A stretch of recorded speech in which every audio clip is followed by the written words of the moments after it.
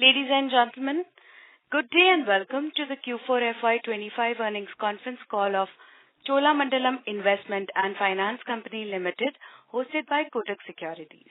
As a reminder, all participant lines will be in the listen-only mode, and there will be an opportunity for you to ask questions after the presentation concludes. Should you need assistance during the conference call, please signal an operator by pressing star, then 0 on your touchtone phone. Please note that this conference is being recorded. I now hand the conference over to Mr. Nischint Sawate from Kotak Securities. Thank you, and over to you, Nischint. Good morning, everyone.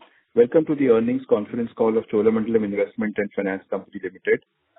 We have the senior management with us today to discuss the 4Q FY25 performance of Chola and share industry and business updates. Let me welcome Mr. Vellayan Subbiah, Chairman and Non-Executive Director, Mr. Ravindra Kundu, Managing Director and CEO, and Mr. Arul Selvan, Chief Financial Officer. I would now like to hand over the call to Vellayan for his opening comments, after which we'll take the Q&As. Nischint, thanks so much, and good morning, everybody. We'll just go through results for the quarter and the year ended 31st March 2025. Disbursements were at 26,417 crores for the quarter, which is up by 7%, and 1,869 crores for the year, which is up by 14% year-on-year. The total AUM stood at 1,99,876 crores, which is up by 30% year-on-year. The net income for the quarter was at 3,758 crores, which is up by 29% year-on-year. And for the year, it's at 13,570 crores, which is up by 36% year-on-year. The PAT is at 1,267 crores for the quarter, which is up by 20%, and 4,259 crores for the year, which is up by 24%. Just give you some quick performance highlights. The vehicle finance disbursements were at 14,430 crores in Q4, as against 12,962 in Q4 FY24, which is a growth of 11%. And disbursements for the year were at 53,922, as against 48,348 in the previous year, which is a growth of 12%. For LAPs, loan against property, we disbursed 5,539 crores in the quarter, as against 4,273, which is a growth of 30%. And for the year, disbursements were at 17,913, as against 13,554, which is a growth of 32%. The home loan business disbursed 1,983 crores for the quarter, as against 1,747, which is a growth of 14%, and for the year, it's at 7,404, as against 6,362, which is a growth of 16%. SME disbursed 1,733, as against 2,136, and the disbursements for the year were at 7,763, as against 8,106. The drop in disbursement is due to a conscious decision to slow down on lower ROTA products such as supply chain finance. Consumer and small enterprise disbursed 2,328 as against 3,301, and for the year it was at 12,552 as against 11,281, which is a growth of 11%. And the drop in disbursement is due again to our decision to progressively exit from some of our partnership-led volumes. The secured business and personal loans disbursed 404 crores as against 366, which is a growth of 10%. And for the year, it was 1,316, which is a 23% growth over 1,074 crores in the FY23-24. AUM stood at 1,99,876 as compared to 1,53,718, which is a growth of 30%. PBT growth in Q4 was at 19%, and for FY24-25 was at 25%. And PBT ROA was at 3.6% for the quarter, and for the year it's at 3.3%. ROE was at 22.2%, and that for the year was at 19.8%. The company continues to hold a strong liquidity position with 15,267 crores of cash balance, including 5,866 crores held as HQLA for LCR purposes and shown under investments. The total liquidity position was 15,712, including undrawn consortium lines. The ALM is comfortable with no negative cumulative mismatches across all time buckets. Our consolidated PBT for Q4 was at 1,698 as against 1,428 in the quarter, which is a growth of 19%, and for the year it's at 5,741 as against 4,605, which is a growth of 25%. We are also launching the gold loan business in select geographies. Our gross stage 3 assets representing 90 plus dues decreased to 2.81% as of March 25 from 2.91% as of the end of December 24. GNPA as per RBI norms decreased to 3.97% as against 4% in December 24. The NNPA as per RBI norms also decreased to 2.63, which is well below the threshold of 6% prescribed by RBI as a threshold for PCA. The capital adequacy of the company was at 19.75% as against regulatory requirement of 15%, and Tier 1 capital was at 14.41, and Tier 2 capital was at 5.34%. The board has recommended a final dividend of 70 paise per share, subject to approval of the members of the company at the ensuing AGM. This is in addition to the interim dividend of rupees 130 per share for the financial year 24-25 declared by the company on 31st Jan 2025. So Nishant, I'll stop with that and we'll be happy to turn it over to the audience for questions. Thank you. Thank you very much, sir. We will now begin with the question and answer session. Anyone who wishes to ask questions may press star and 1 on their touchtone phone. If you wish to withdraw yourself from the question queue, you may press star and 2. Participants are requested to use only handsets while asking a question. Ladies and gentlemen, we will wait for a moment while the question queue assembles. Also, in order to ensure that the management will be able to address questions from all the participants in the conference, kindly limit your questions to 2 per participant. Should you have a follow-up question, please rejoin the queue. Thank you. The first question is from the line of Dhaval from DSP Mutual Funds. Please go ahead. Hi. Thanks for the opportunity and congratulations on good performance. I had 2 questions.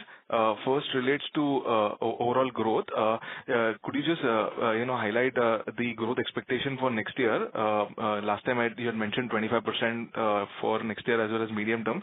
Could you just re-highlight that? And also specifically, if you can touch upon the home loan business growth. Earlier you had commented that we sort of accelerate, stabilize, and again accelerate on this business. So we've seen a 16% growth in disbursement this year, whereas the capacity growth is much higher. So should we expect significantly better growth in FY26? And any comment around that would be useful. And the second question relates to credit cost. On the newer businesses, we've seen an increase in all the 3 businesses, the CSEL as well as SBPL and SME business. Could you highlight are these at peakish levels and we should see improvement across all businesses, or any comment around credit cost in the newer businesses for FY26 would be useful. Thank you. Okay, so maybe kind of in terms of overall growth, AUM at the AUM level, we still believe we've always guided in the 20 to 25 range, and we still believe that will basically hold. In home loans in specific, I'll let Prashant take that question, and then credit also will get the team will. So for home loans, we are seeing around 15 to 20% growth. That is on disbursement side, and book will be growing at the rate of 30% plus for next 2 years. Yeah. So the credit cost, we have delivered 1.4%, and in the case of vehicle finance, we are at 1.6. So vehicle finance will reduce the credit cost in the coming year, in this year. So if they reduce it by 20 basis points, the company will get benefited by 10 basis points because they are 55% of the overall book. In terms of the CSEL and SME, These businesses will reduce the credit cost by the year end, and we need to basically factor Q1, Q2 where the credit cost goes up, and then Q3, Q4 credit cost goes down. So what I'm talking about the full year, our expectation in terms of SME and CSL, if they come down by 50 basis points, and they are 10% of the book, so they can actually reduce it for the companies, 0.5%. And for HL and Lab, which is basically at rock bottom level, we need to all three businesses, BPL, HL, and Lab. If they goes up by 10 basis points and they are 35% of the book, they can actually increase it by 0.35. So net what SME and CSL reduction can get adjusted against the SBPL and LAP and HL, and then the vehicle finance reduction can actually reduce the credit cost by at least 10 basis points for the company. So we are expecting 1.4 to go down to 1.3 in the next year as far as the credit cost is concerned. As the overall growth is concerned, as the boss said that we are targeting 20 to 25%. Always we have mentioned that. For that, we need to achieve 30% growth in non-vehicle and 20% growth in vehicle. 30% growth in non-vehicle is actually easily possible. Now we will try vehicle finance to deliver 20%. Hello. Sorry. Kundu sir, just one follow-up on the growth question. If you could talk a little bit around these newer segments that are getting added. In the medium term, should this be additive to the overall growth profile of 20-25%, or this should help us sustain these levels of growth? Any comment around that would be useful. Thank you. Yeah, I would just say from a guidance perspective, we've always said that range, of 25%, so that includes the new segments, right? So basically, we'll manage the mix within that, but that's what we will get to kind of as a delivered number for the company. Got it. Thanks, and wish you all the very best. Thank you. Thank you. Thank you. We'll take the next question from the line of Raghav Garg from Ambit Capital. Please go ahead. Sir, hi, good morning, and thanks for the opportunity and congrats on the 4Q performance. I have a few questions. One, just for clarification purposes, did you say that AUM growth for vehicle finance will be 30% in FY26? Is that what you said? Sorry, I may have misheard it. No, disbursement growth. No. Vehicle finance asset growth, we said 20%, and non-vehicle 30%. Understood. So that 25% can be achieved. But this 25% is at a higher level. Our stand is that we will be targeting 20 to 25% growth.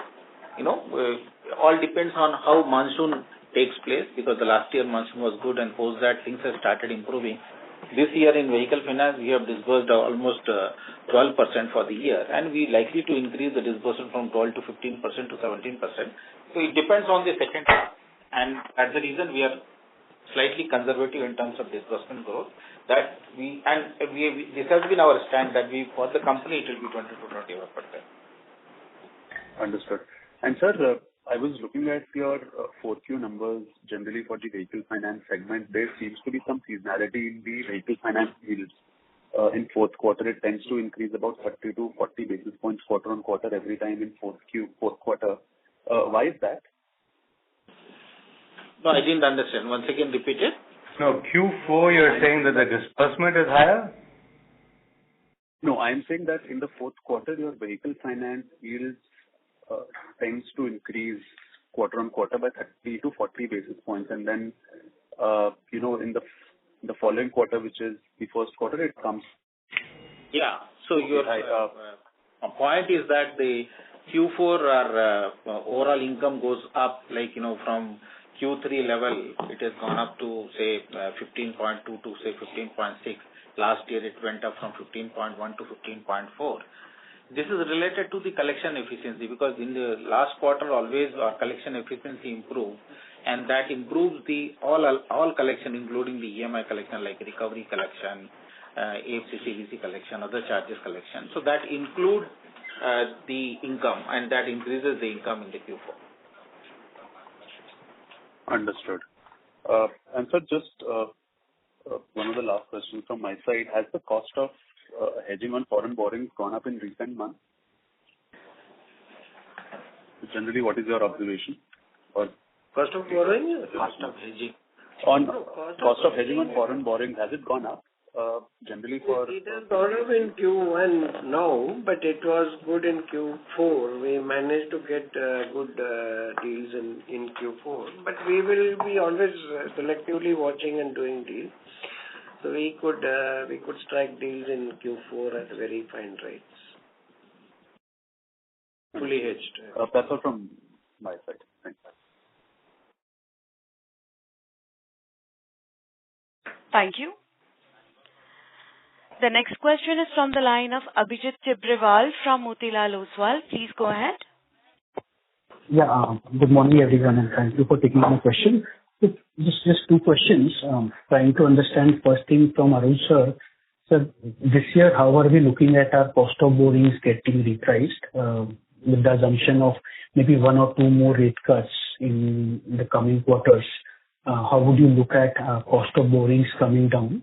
And to that end, given our home loan, LAP and SME book are floating rate, what proportion of it will pass on eventually? What margin expansion can one build in this fiscal year? And the second question is for Ravi sir. So just trying to understand, I mean, very, very clearly there is tightness in terms of collections, which is evident. Also showing up in credit costs. This year, all 4 quarters, credit costs in absolute terms all were in a very tight range.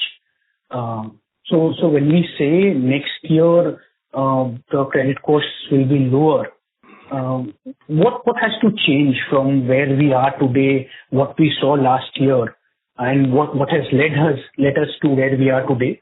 So from here, what has to change for the environment to improve and credit costs to come down next year? These are the two things I wanted to understand. And I'll just squeeze in one last question. We have already announced the launch of our gold loan business. If you could give some color around how are we approaching the gold loan businesses, which geographies we target, and also the ticket sizes that we'll be looking at. And eventually in the next 1 or 2 years, what proportion of the loan mix can gold loans become? Okay, let me address the first question on the cost of borrowings. See, the cost of around 20% of our borrowings are linked directly to either the repo or the T-bill. So that we are seeing the benefit coming through as and when there are reductions. A large part of our borrowings, which is around 50% plus, is linked to banks, and until and unless the MCLR comes down, there would be a bit of we have to wait for those MCLR reductions to come for this benefit to pass through. However, marginal borrowings, we are able to negotiate at finer rates, both from market as well as from the banks, considering the reductions that are coming into play. So we should see overall for the full year around 10 to 15 basis points reduction net of what we need to pass on to in the floating rate book for us. So NIM should improve around 10 bips is what I would right now consider. And regarding the credit cost, as I mentioned earlier also, see there are 3 areas where the credit cost has to be improved. One is vehicle finance, second is CSEL and the SME. Now, CSEL credit cost will come down by running down the fintech book, where the proportion the credit cost is higher than the traditional book, and that will happen. That will start happening from the 3rd quarter onwards. So, first 2 quarters we need to bear with the credit cost, whatever they are, delivering, and book is also going down. In fact, in the beginning, the percentage will look higher, and then after that, once the book is completely run down, that much credit cost which is coming from the partnership book will go down, and therefore the NCL by the end, CSL will start showing up reduction. In the SME, it is a term loan which is similar to LAP, where the SARFAESI is there on many cases going on, and the progress is very good and likely to basically get the result again in the second half, and that will start reducing as LAP has reduced over the time. In the case of vehicle finance, we are depending on monsoon, we are depending on good performance and capacity utilization of small commercial vehicle, light commercial vehicle. We have seen that this has improved from quarter 4 onwards, and quarter 3 also the NCL didn't go up. So if that gets continued and we get a good monsoon this year also, again we will see the NCL of vehicle finance from 1.6% level to go down, which will improve the overall NCL of the company. As far as the gold loan is concerned, we have studied not only gold loan, consumer durable. We have studied that our customers, which is 45 lakh customers, are actually taking gold loan from the market close to 1,000 crore per month, and almost 1,000 crore disbursement is happening from the consumer durable. So both the product we have initiated. In the beginning, we will be very slow and cautious, and we wanted to do it in a much advanced manner, and therefore we are taking the benefit of the technology available to ensure that the golds are secured, and those things are getting developed. At the beginning, we are launching 120 branches and in south and east, and we are kind of having a plan to basically pilot it and see that how it is working, and maybe in this financial year or maybe 1.5 years time, we will try to achieve 2,000 crore and see the performance of gold loan, how it is working as against the plan. Once it is doing very well, then obviously we need to reach out to our customers who are actually going there and taking the loans. Got it, sir. This is all from my side. Thank you, and wish you and the team the very best. Thank you. Thank you, sir. A request to all the participants to kindly limit their questions to one per participant, as we have others waiting for their turn. Thank you. The next question is from the line of Avinash Singh from Emkay Global. Please go ahead. Yeah, hi. Good morning. Thanks for the opportunity. My question is on OPEX. I mean, in this Q4, if we see OPEX has kind of the growth of OPEX has materially slowed down. I mean, that is a bit atypical of the Q4. So what were the reasons? And going ahead with some part of OPEX seeing increase with launch of gold finance and all, how do you see OPEX to trend over the next year? Thanks. See, generally, actually, OPEX increases a bit in Q4. This year we have kept it under control, primarily because we have been behind. We have moved all the costs relating to the new businesses which we introduced over the last years. Most of it has been completed. As we move into the next year, we will see a little bit of OPEX coming because of the gold loan, but beyond that, there should not be any further increases.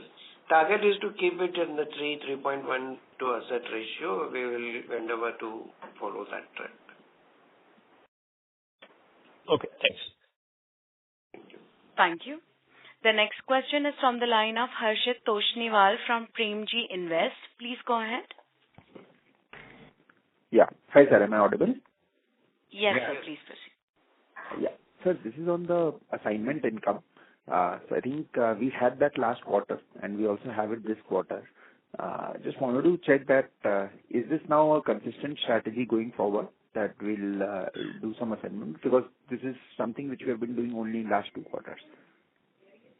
Yeah, we had some opportunities, and there have been some slowdown in the securitization, market, because most of the banks have sort of got saturated with the securitization requirement. So we had kept certain assets available, and we thought we should continue with that program. So most probably we'll do 1 or 2 more deals. Post that we will again slow down depending on market. But basically there should be some income coming through either the securitization or the assignment route, some disposal of assets or sale of assets that we will target. So accordingly we'll plan as we move forward into the current financial year. Got it. Sure, sir. And sir, on the vehicle finance, I think the guidance you mentioned that we would want to increase the disbursement rate to maybe 15 to 20% from the 12% where we saw this year. But if you can give some color as to what segments you want to focus this year, where do you see the green shoots? And in the context of economic recovery also, are we building some of that into our guidance?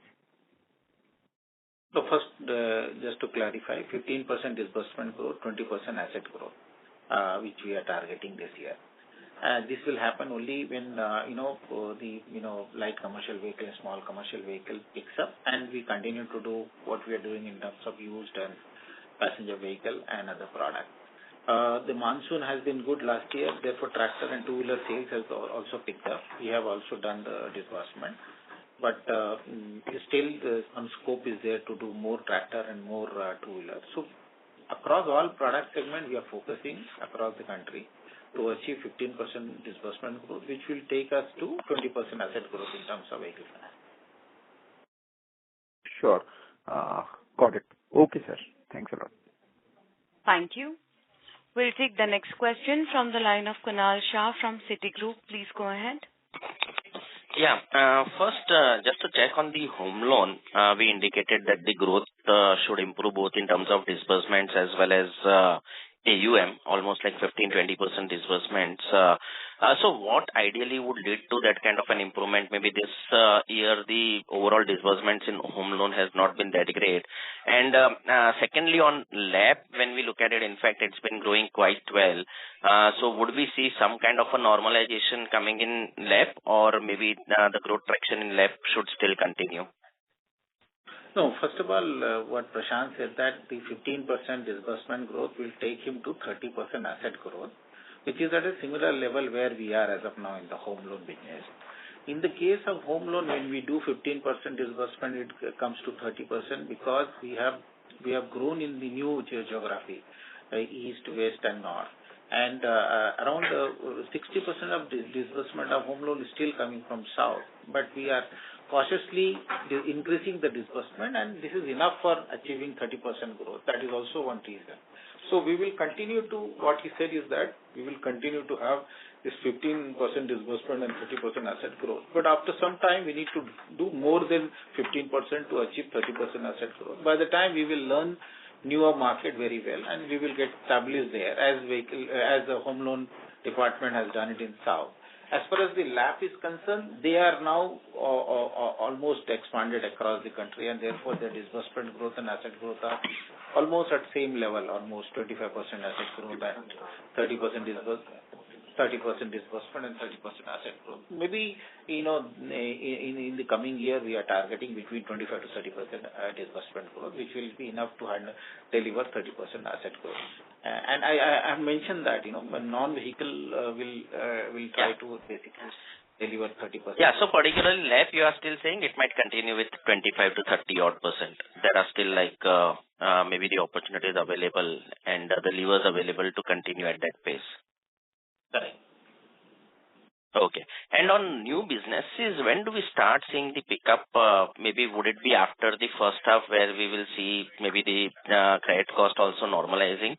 Or maybe now that has also almost bottomed out in terms of growth and we are getting confident, particularly on the SME and the other segments, because otherwise disbursement growth this quarter has not been that great in the new businesses. No, see, the disbursement growth is not there because we have taken some decision in terms of CSEL, where we have come out from the, fintech partnership business. And that gets compensated through the consumer durable and our traditional, PL business, as well as our in-house digital lending business. But that is not possible to completely reduce it, compensate it immediately. So over the period that will get compensated. So in the case of CSEL, our asset growth is slightly lower for this financial year, but will that catch up next year? As far as the credit cost is concerned, since the asset rundown in terms of fintech book is very fast, but the net credit cost in absolute value remain as it is. So first half, this will basically remain at the same level. And only in the third quarter or maybe fourth quarter, we will see that the NCL will start coming down. As far as the SME is concerned, we have again taken one decision that supply chain finance will be reduced because the ROA in the supply chain finance is very low. And in that place, we will actually do the small term loan and equipment finance. So again, that product which we are doing it is getting good traction. And this year, we will basically see that the disbursement also in the case of SME goes up. Because of the term loans are longer tenor book, 30% asset growth is possible, and we will try to do that. In the case of the SME, the net credit cost is higher because the cases which have gone into stage 3 are in SARFAESI and likely to get resolved in quarter 3, and therefore we said that, in the case of SME also, we are expecting their NCL to go down in this financial year. Perfect. Yeah, that helps. Thank you. Thank you. We'll take the next question from the line of Nidhesh Jain from Investec. Please go ahead. Thanks for the opportunity. So, firstly, in the new initiative, if you look at 3 businesses, all 3 have shown deterioration in asset quality, slowdown in growth, some recalibration in terms of a strategy. So, what has actually gone wrong in terms of strategy in that business? In all 3 of them, we are seeing a bit of similar trends. No, it's not like that. SBPL has delivered 7.6% ROA in quarter 4, and for the full year also they have delivered 7.6% ROA, and their growth has been good. They are growing very highly, 70%, just because of the small base. So the SBPL is one book which is doing very well. Now coming to the SME, as I mentioned, in the SME book, by nature, if the term loan goes into the NPA, it takes 1 year time to reduce the NCL. We have seen that in the case of LAP also in the past, that initially it goes up, and then once the surface starts solving the problem, then automatically the reversal will start happening. So this SME book is also growing at the rate of 33% for the full year, and their net credit cost is at 1%, which will go down. Our targeted ROTA in this business is 2.5%. We have delivered 1.9. It is just a difference of 0.5%, 0.6%, which is going to be coming from the NCL, which we are very, very confident about delivering it next financial year. Now, in the case of CSEL alone, where we have done 2 businesses. One is that in-house DST, DSA, PLBL business and fintech business. In the case of fintech business only, we have seen that there is a delinquency high, and that delinquency also went up because the FLDG rule has got changed. And after that, the amount of FLDG we were getting it earlier, we were not getting it, and therefore we decided not to pursue that business. And that is the reason there is a increase in the NCL and drop in the business in the case of CSEL. So I will accept that the CSEL, when we started, doing fintech business, this FLDG norm of 5% cap was not there. And when it got introduced, not only for us, for the entire industry, it has become a problem. And therefore, we have also decided to, go slow, and finally we decided to exit from the fintech digital business. As against that, we have developed our in-house digital lending book, which is doing very well. Their ROA standalone is actually more than 6%. So we will slowly grow that business. Sure. Thanks for the explanation, sir. What share of our CSEL book will be fintech, sir, as of March 25? That is very low, basically. Overall, around 8%, it will come down. Fintech. Only fintech is okay, sorry. Only fintech would be 1.5%. Yeah. Okay, sure. And so secondly, on the gold business, do we have standalone branches specifically on gold only, or the gold will also be offered through the same branches from which we have been doing vehicle finance, etc.? No. Gold loan will be a standalone branches. We are planning to roll out 120 gold loan branches in this quarter, and we have already, created infrastructure. It's just a matter of some more time. It will get rolled out. Okay, sir. Thank you. That's it from my side. Thank you. Thank you. We'll take the next question from the line of Viral Shah from IIFL Capital. Please go ahead. Yeah, hi. Thank you for the opportunity. So just follow up on the previous question. You mentioned that you will be rolling out a separate branch for gold loan. Can you just explain the rationale behind that? Because until now, the other businesses that we have been scaling up, we have tried to utilize the existing network, and also some of our peers have been using, say, the existing branches to do the gold loan business. Just the thought process there. No, in the gold loan, you need to have a separate vault, separate RFID, and we are also basically introducing some more control where who is entering inside the branch, who is taking out gold. All those things are getting tracked from head office. That is possible only when you get the standalone gold loan branch. And gold loan branch is also require a specific location to operate from. And that is also another requirement. So these two requirements can be fulfilled only when we go for standalone gold loan branches. Okay. And sir, just as a corollary to that, the OPEX guidance that Arul sir gave, it kind of bakes in all this branch expansion that you will be doing, and also some bit of pickup in the disbursements that will happen in the overall business, right? Because you are saying that in vehicle finance that the disbursement will pick up, so will our incentives. So just wanted to get a sense on that. Yeah, broadly, we are still endeavoring to keep it in the 3 to 3.1% of assets. We will hold it because the count of gold loan branches will not be very high in the first year. Okay, sir. Got it. Thank you so much and all the best. Thank you. Thank you. We'll take the next question from the line of Piran Engineer from CLSA. Please go ahead.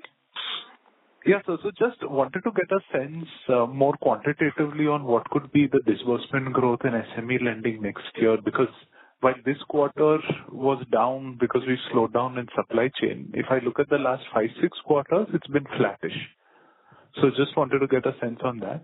Yeah. And then the next question is, what is like the TAM in terms of number of branches you can do LAP and home loans from? Like we're already at almost 800 branches in LAP and 700 odd in home loans. Could that go up further, or now growth will be a function of, just improving branch productivity rather than branch expansion? Yeah, first of all, this SME, the disbursement will be again, even for this financial year also, it is going to be a flat only. We are not going to increase disbursement significantly because we have brought two products. One is small term loan and also equipment finance as against the supply chain finance. Supply chain finance was a big chunk which we have cut down.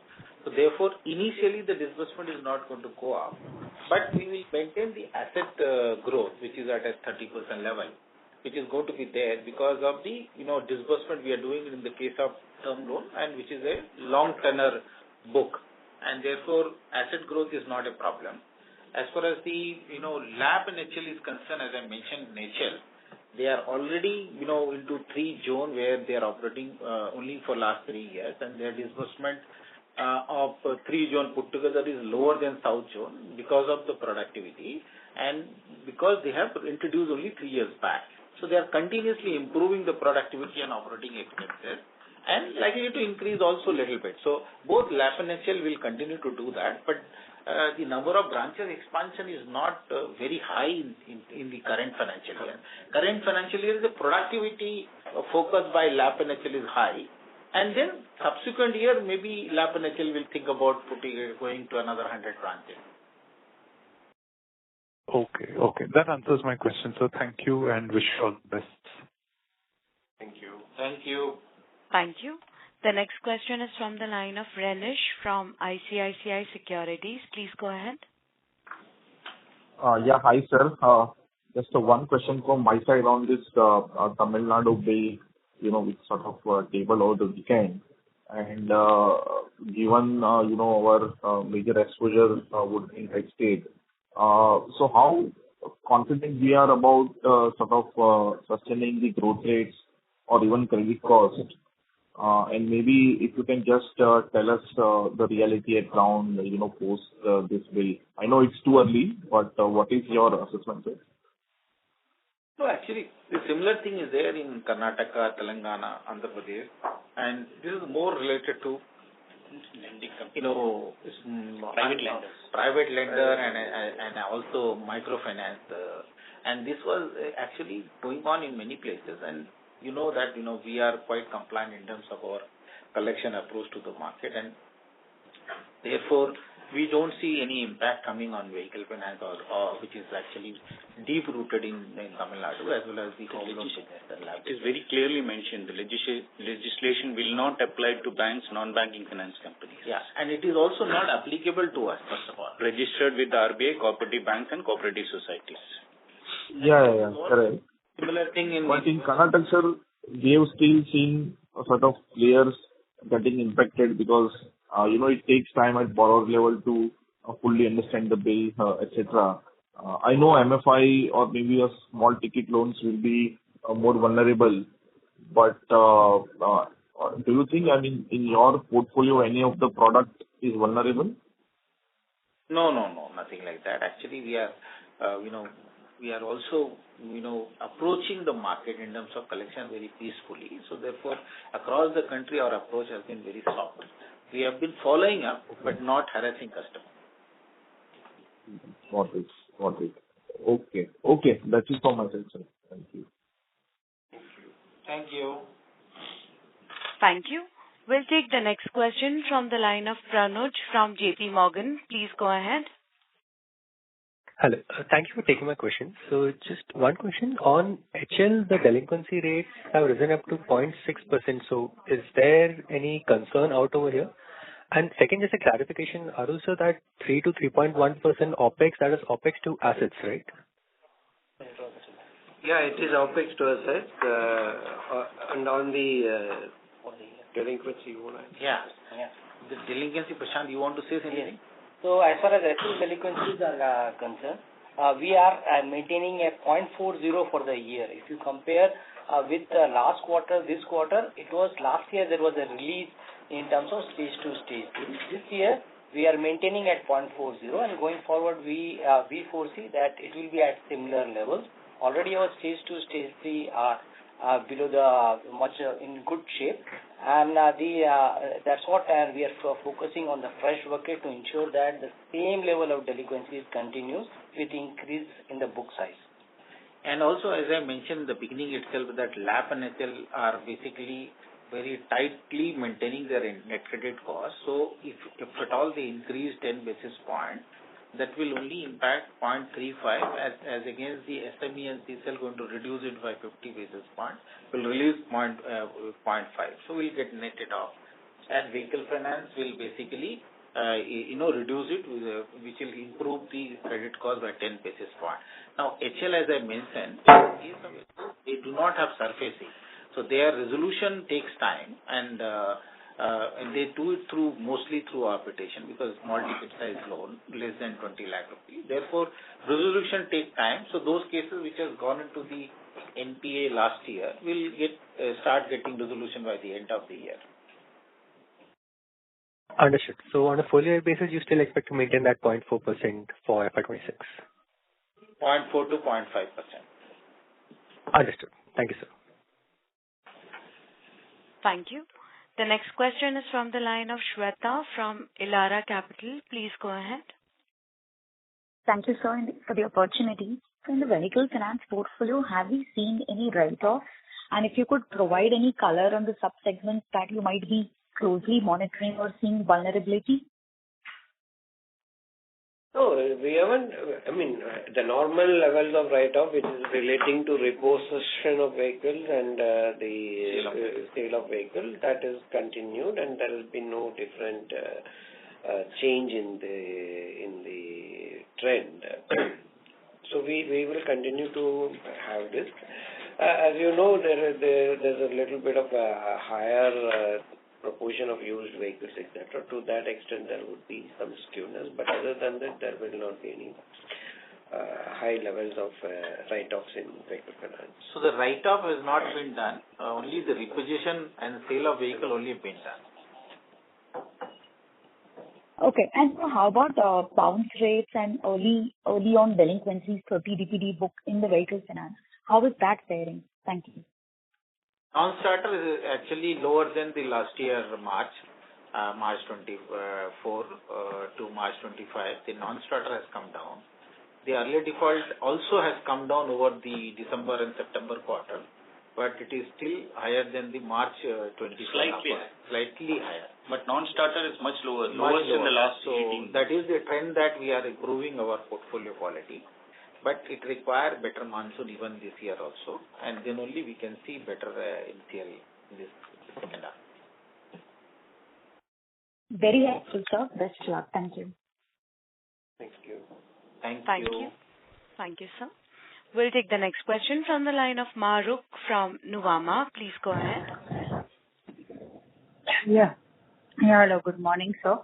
I have one question only on asset quality. So I think you answered, you replied to Shweta partly, but this time the fourth quarter seasonality was not strong and you had already been guiding to that. So does that mean that the 1Q weak seasonality will also not be as pronounced? Is that a fair takeaway in vehicles especially? So, no, 1Q, quarter one is basically like if you are specific to vehicle finance, if you are asking the question very specific to vehicle finance, last year quarter one was 1.9 and so we are at actually 1.6. So from 1.6, actually in the case of vehicle finance, it will not go to that level. So we will definitely see Q1 to Q1 reduction. Q1 to Q1 reduction, yes. Okay. Yeah, that was my only question. Thanks. Thank you, sir. Thank you. Thank you, sir. The next question is from the line of Alok from UBS. Please go ahead. Yeah, hi, morning, sir. So did I hear correctly that you said 1.5% of your book is fintech-driven partnership AUM? 2%. 1.5 to 2%. 2,000 crore is our fintech book and 2 lakh crore is our AUM. So 1% you can say that. Okay. So, sir, are we saying that first half of the year NCLs will still be high in CSEL, primarily because of this fintech book? So on this remaining 2,000 crore AUM, we are expecting another 500-700 crore of credit cost. Is that fair to say that? No. Who said? We have never said. No. So we have said that the CSEL NCL, which is actually at where we are as of now, will be remaining at the same level in terms of absolute value. So, for example, I'll tell you the CSEL number. It is actually per quarter, it is 210 to 230 to 240 crore, which is delivery. This number remain as it is in quarter one and quarter two, and after that, when the book will get run down, then 230, 240 crore of per quarter NCL will go down. This 240 is on the 8% of the CSEL book, not the 1% of the fintech. No, that's fair, sir. Yeah. Okay. And sir, in this quarter, you have done some extra provisioning in CSEL. Could you give that number? 35 crore. 35 crores. Okay. Got it, sir. Thank you. It is actually 220, which is actually similar to quarter three. Quarter three was also 210, now it is 220. And we have created another 35 crore, 36 crore, which is actually taken up to 256. This number in absolute value will remain as it is for another 2 quarters. And once the book gets run down, then the corresponding NCL will go up, and then the percentage will go down. Sure. Got it, sir. Okay. Thank you, sir. Yeah. Thank you. Thank you. The next question is from the line of Rajiv Mehta from Yes Securities. Please go ahead. Yeah, hi, good morning. Just one question on vehicle finance. So there's a clear pickup in new LCV and HCV financing in the past 2 quarters. If you can comment on that. And second, when I look at your growth in car and UV financing also, you are significantly outperforming the underlying industry sales. So what is driving this? Have we tied up with more OEMs or otherwise for more models? See, Chola growth of light commercial vehicle has been 4% as against the industry growth of 3%. This is there in the page number 37. And in the case of small commercial vehicle, the growth is basically slightly lower than the industry. Industry degrew by 9%, we degrew by 60%. We are slightly conservative. Conscious call. We are conservative in a small commercial vehicle and reduced our market share. In the case of light commercial vehicle, we have increased our market share slightly higher than the industry, slightly.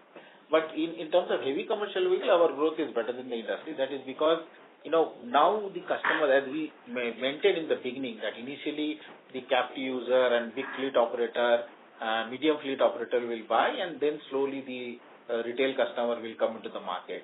So now our customer segment is started buying heavy commercial vehicle, and therefore our HCV sales has gone up, and it has increased our market share from 2.9 to 3.5.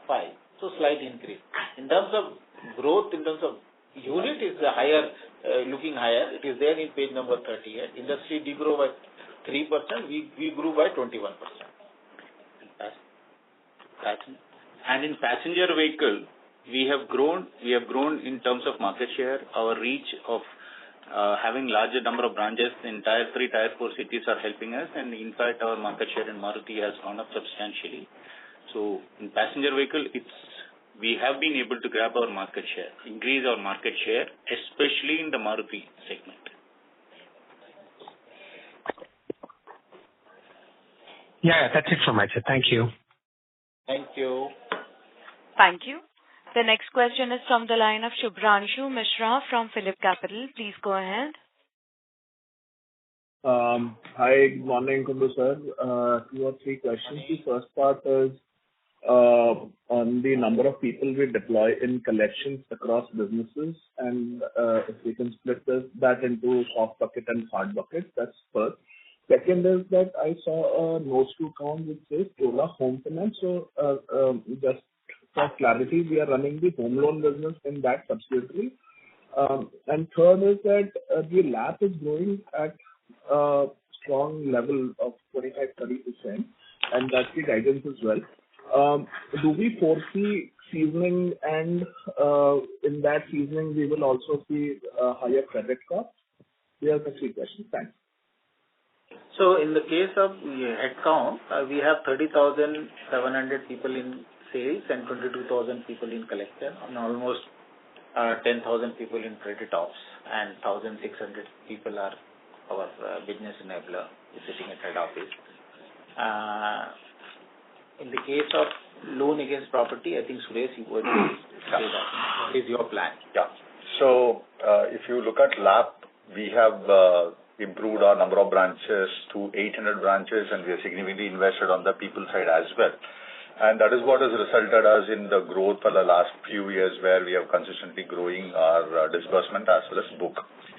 And we still feel there's a lot of market opportunity, but the key focus for the current year is our improvement in the efficiency on the existing manpower.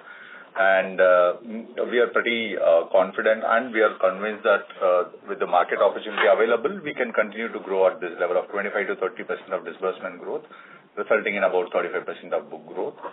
And we definitely see the opportunity in India for the SME segment, especially for the LAP segment. And with all these manpower and the branch structure in place, we are pretty confident that we will continue like this.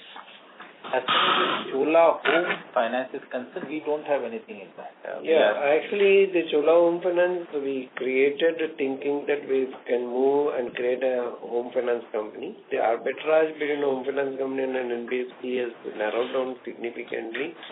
So we have already decided not to pursue this course and keep the home loans in the main company itself.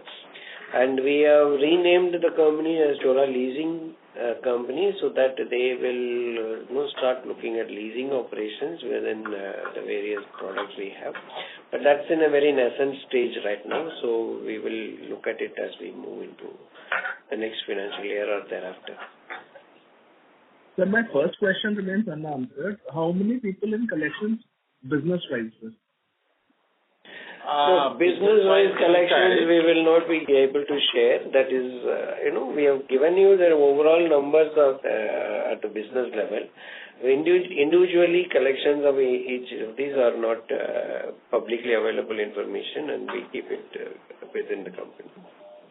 Sure, sir. I'll come back and visit you. Thanks, sir. Thank you. Thank you. The next question is from the line of Dhaval from DSP Mutual Funds. Please go ahead. Yeah, thanks for the follow-up. Just a quick one on the profitability. So overall, what we're saying is, for FY26, we are expecting margin improvement, OpEx improvement, and credit cost improvement, which should basically mean that that 3.5% PBT ROTA that we were guiding to should be an target for us. And if yes, then is that a sustainable level from there on, or we further invest back in the business and therefore we'll see some bit of volatility in coming years on the PBT ROTA? Like, just directionally, with this change in the business model, diversification, etc., is the 3.5% now a sustainable number or not? That's what I wanted to get through. Thank you.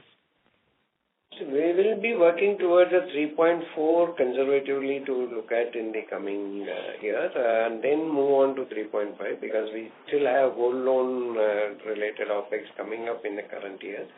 And we will have to also look at how all of these will pan out. So I don't want to right now, count the chickens. Let us wait for it to move on. Let's cross the first half and then we will know, because that's a crucial part when monsoon, reality of the monsoon becomes more certain. So we will do it as we move on. Right now, conservatively, we'll keep it, we'll improve from the current level, but certainly there will be improvement. But whether we'll reach all of the 3.5 or somewhere midpoint is what we need to see as we move into the current year. Got it. And just a clarification, in terms of new businesses, apart from gold loan and consumer durable lending, what other sizable opportunities do you think we can tap in the next few years? I mean, directionally, would the consumer side of the business be big focus? I'm just trying to understand where the investments would be incrementally in the coming years. So we will continue to focus on this existing and the new businesses, whatever we have rolled out for near term. I mean, 3 to 4 years, we don't see we can go beyond gold loan and consumer durable, because SBPL, CSEL itself is basically even SME also. So there are 5 new businesses we have rolled out during this post-COVID. So all 5 need to be groomed, and we have to make it as big as vehicle finance, LAP and HL in time to come. So we will focus on this only. Got it, sir. Thank you and wish you all the very best. Thank you. Thank you. Thank you. Ladies and gentlemen, we'll take the last question for today from the line of Shripal Doshi from Equirus Securities. Please go ahead.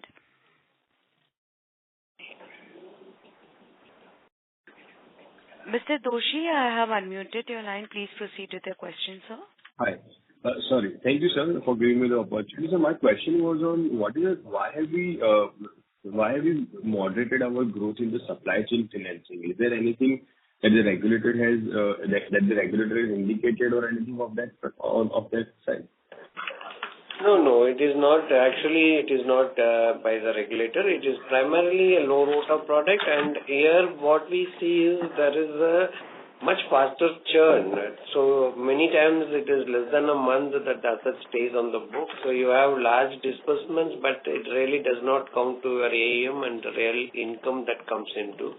So OpEx becomes a burden. So with a very low yield, it becomes a sort of a not our targeted level of ROTA expectations, and that's the reason. Got it, sir. Thank you. Most of my other questions have been answered. Thank you and good luck for the next quarter. Thank you. Thank you. Thank you. As that was the last question for today, I would now like to hand the conference over to Mr. Nischint Chawathe for closing comments. Thank you, and over to you, Nischint. Everyone for joining us today. We thank the management for providing us an opportunity to host the call. Thank you. Thank you. Thank you. Thank you. Thank you, members of the management. On behalf of Kotak Securities, that concludes this conference. We thank you for joining us, and you may now disconnect your lines. Thank you.